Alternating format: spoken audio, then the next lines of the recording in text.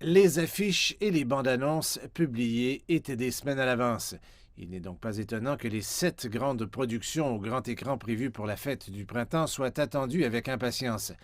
La plupart d'entre elles sortiront en salle le 12 février, premier jour du nouvel an lunaire. Parmi elles figure la comédie de voyage dans le temps Salut Maman, réalisée et jouée par la comédienne chinoise populaire Jia Ling. Détective Chinatown 3, le dernier d'une série de films bien accueillis, et le film fantastique devenu jeu mobile Le Maître du Yin-Yang.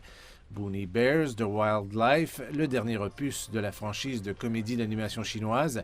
Film à suspense fantastique Assassin en rouge, le film d'animation New Gods Neza Reborn et la comédie dramatique Endgame.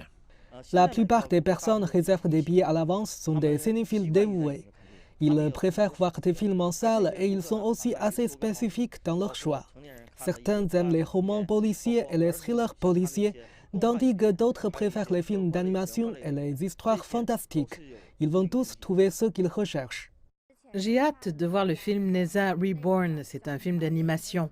J'ai vu tous les autres épisodes et j'aime beaucoup le réalisateur. C'est un genre émergent dans le cinéma chinois. Je dois donc le soutenir. L'année dernière, la saison de la fête du printemps a été annulée en raison du coronavirus. Les dernières semaines ont de nouveau vu des cas sporadiques de COVID-19 à travers la Chine. Shanghai fait partie des villes qui encouragent les travailleurs migrants à rester sur place pour le long congé plutôt que de rentrer chez eux.